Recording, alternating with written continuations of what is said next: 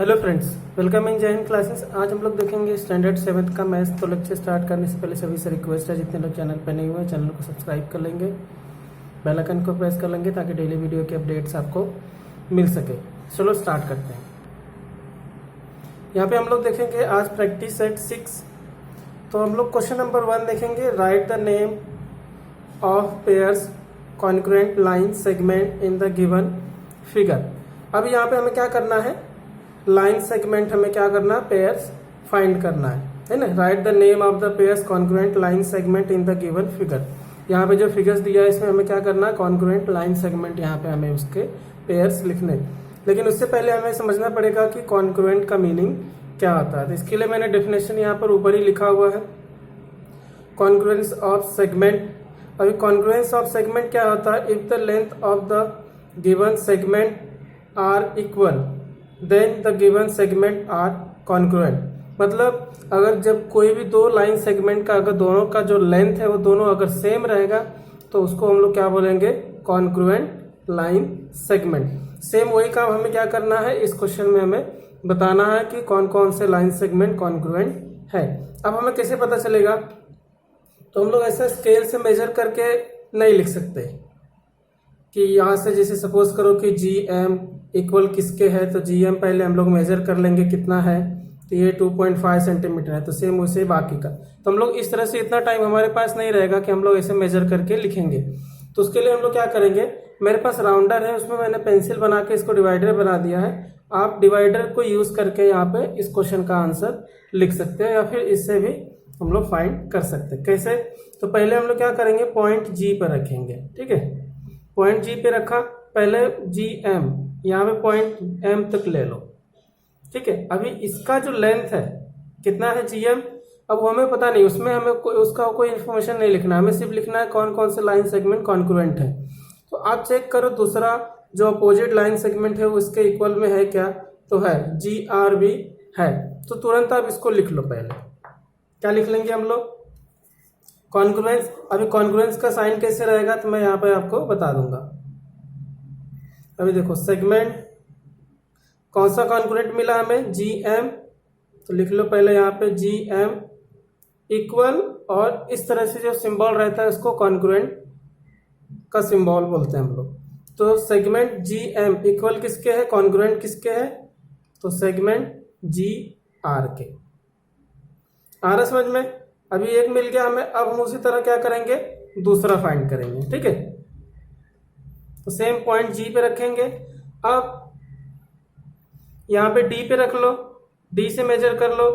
अभी देखो डी का किसी से मैच हो रहा है, एन से भी नहीं हो रहा है, बी से भी नहीं हो रहा है, आर से भी नहीं, सी से भी नहीं। क्योंकि यहाँ पे अगर आप देखोगे तो ये देखो सी से भी कैसा थोड़ा सा डिफरेंस हो जा रहा है ना, क्योंकि डी पूरा इक्वल रहेगा अगर, ये देखो, तो सी से भी नहीं हो रहा है। तो फिर हम लोग क्या करेंगे, एन के साथ ले लेंगे। अभी देखो जी एन कितना, सेम इतना हो गया, आ रहा समझ में।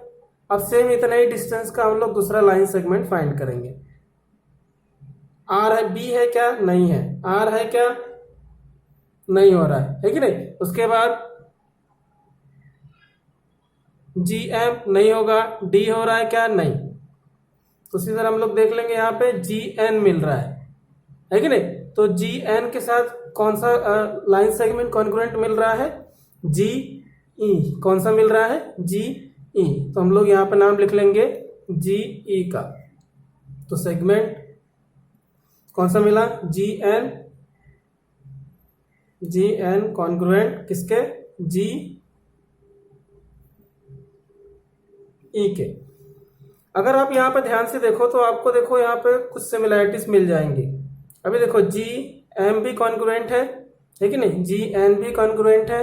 उसके बाद क्या है, जी ई भी कॉन्ग्रुएंट है, और उसके बाद जी आर भी कॉन्ग्रुएंट मिल रहा है। क्योंकि यहाँ पे देखो दोनों इन सभी की जो लाइन सेगमेंट की लेंथ है वो इक्वल है। देखो मैं यहाँ पे बता दे रहा हूँ, ये देखो ये भी सेम, यहाँ पर भी सेम दिख रहा है, और उसके बाद यहाँ पर जी एन भी सेम, और उसके बाद सेम, फिर यहाँ पे जी एम भी सेम। अगर आप आगे का देखो तो डिफरेंट है, ये इसके इक्वल में नहीं है, G N G M G R G E के इक्वल में नहीं है, जी बी भी इक्वल में नहीं है कि नहीं, जी सी भी नहीं है। मतलब ये जो है line segment G M G R G N और जी ई, ये सभी क्या है, इक्वल है। मतलब क्या है, ये पूरे के पूरे लाइन सेगमेंट कॉन्ग्रुएंट है। अब हम लोग दूसरा लाइन सेगमेंट कॉन्ग्रुएंट फाइंड कर लेंगे। ये तो यहाँ पे इसको आप लिख सकते हो यहीं पर थर्ड में, किसके साथ में, ये इसका हो गया।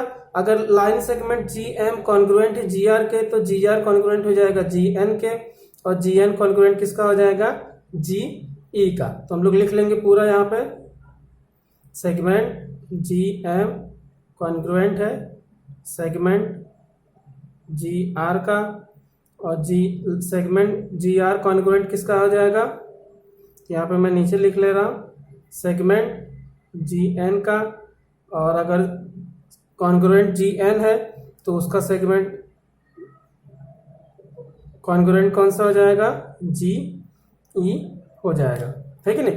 अगर यहाँ इसका मीनिंग ये हो रहा है कि जी आर जी ई के भी कॉन्ग्रुएंट हो जाएगा, जी एम जी ई के भी, जी एन जी आर के, और जी एम जी एन का कॉन्ग्रुएंट हो जाएगा। तो इसमें आप कैसे इसको मिक्स करके भी इसका कॉन्ग्रुएंट लाइन सेगमेंट आप नेम लिख सकते हो। आया समझ में। तो इसी तरह हम लोग देखेंगे फोर्थ।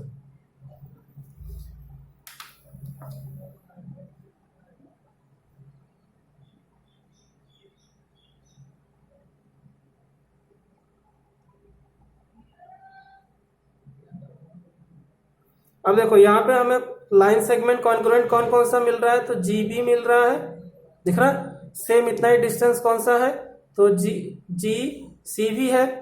अगर आप यहाँ पे इसको मेजर करो जी डी, तो मिल रहा है क्या, नहीं मिल रहा है। तो हमारा नेक्स्ट लाइन सेगमेंट कॉन्ग्रुएंट कौन सा मिल रहा है, सेगमेंट जी बी कॉन्ग्रुएंट किसके हो जाएगा, सेगमेंट जी सी के। आया समझ में। अब देखो यहाँ पे एक सेगमेंट हमारा रह गया है जी डी, तो जी डी के साथ भी हम लोग मैच कर लेंगे कि वो किसी और के साथ मैच हो रहा है क्या, मतलब उसके लाइन सेगमेंट कॉन्ग्रुएंट कोई मिल रहा है क्या। तो जी डी, तो अगर आप देखो तो यहाँ पे जी के साथ भी नहीं है कि नहीं, जी सी के साथ भी नहीं मिल रहा है, जी आर का भी नहीं, जी बी का भी नहीं, जी एन का भी नहीं, और जी एम का भी नहीं। मतलब जी डी का कोई भी कॉन्ग्रुएंट लाइन सेगमेंट नहीं है। आया समझ में।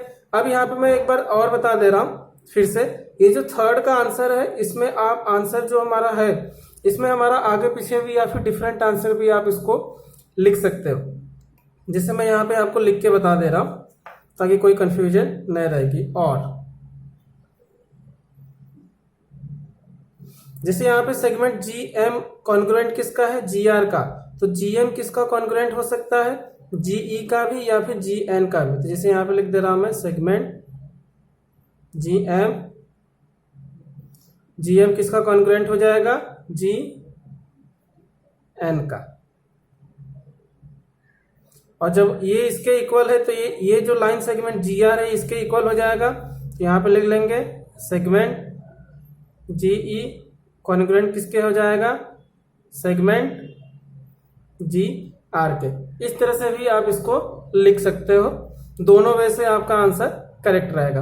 अब हम लोग देखेंगे क्वेश्चन नंबर सेकेंड में क्या दिया हुआ है, on the line below the distance between any two adjoining point show on it is equal, fill in the blanks. अभी यहाँ पे क्या दिया है, यहाँ पे हम लोग को एक लाइन पे पॉइंट दिया हुआ है कुछ, ठीक है, और इनका जो डिस्टेंस है वो क्या है, इक्वल है। तो उसी के बेस पे हमें क्या करना है, सेगमेंट ए बी। अभी ए बी का हमें कॉन्ग्रुएंट सेगमेंट फाइंड करना है, लाइन सेगमेंट क्या फाइंड करना है, जैसे सेगमेंट ए बी है तो सेम सेगमेंट लाइन सेगमेंट जो ए बी का कॉन्ग्रुएंट पॉइंट रहेगा वो फाइंड करना है। अभी ए बी कहाँ है पहले वो देख लो। अभी देखो यहाँ पे सभी लाइन सेगमेंट इक्वल है, तो पहले किसी एक का मेजर ले लेंगे हम लोग। दिख रहा नहीं, दिखेगा, मैं दिखा रहा हूं, ये देखो लाइन सेगमेंट ए बी अभी जितना ही डिस्टेंस ए बी है उतना ही बी सी भी है, उतना ही डब्ल्यू ए भी है, उतना ही एक्स डब्ल्यू भी है। आ रहा समझ में? मतलब इसमें सभी पॉइंट क्या है, इक्वल है। तो अभी सेगमेंट ए बी कहां पर है, देखो ए बी, तो इसका जो कॉन्ग्रुएंट सेगमेंट रहेगा उसमें से आप कोई भी लिख सकते हो, बी सी भी लिख सकते हो, डब्ल्यू ए भी, या फिर ए डब्ल्यू भी लिख सकते हो। तो हम लोग क्या लिख लेंगे, बी सी लिख लेंगे उसके आगे का। आ रहा समझ में? नेक्स्ट उसी तरह सेगमेंट ए पी, ए कहां पर है, यहां पर है ए, और पी यहां पर है। तो हम लोग क्या कर लेंगे, इसको मेजर कर लेंगे, तो उससे हमें बेनिफिट होगा। कैसे, ये देखो, जैसे हमारा लाइन सेगमेंट कितना मिल रहा है यहाँ पे, पॉइंट ए और पी से।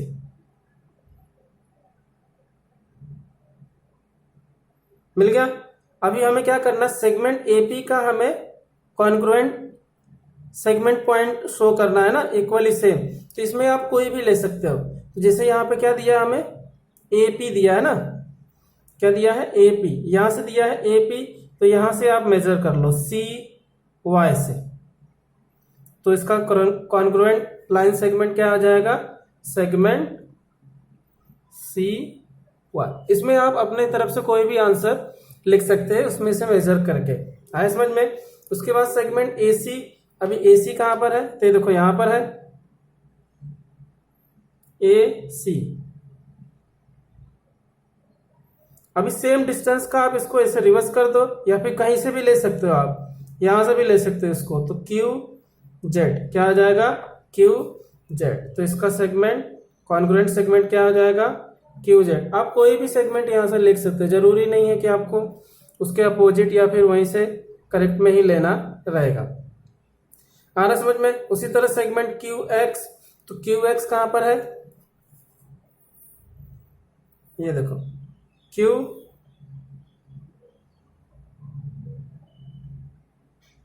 एक्स। अब क्यू एक्स का कितना पॉइंट आ रहा है इसमें, 3 पॉइंट्स इंक्लूडिंग, और जो दोनों पॉइंट मिला के 5 पॉइंट्स आ रहे हैं, है कि नहीं। सेगमेंट कौन सा, क्यू एक्स का। तो क्यू एक्स का हम लोग लाइन सेगमेंट क्या ले सकते हैं, कोई भी एक पॉइंट ले लो। जैसे वाई से अगर ले ले तो क्या आ जाएगा, इसके इक्वल में हो जाएगा। तो यहां पे सेगमेंट ले लेंगे हम लोग बी वाई, है कि नहीं, एकदम सिंपल।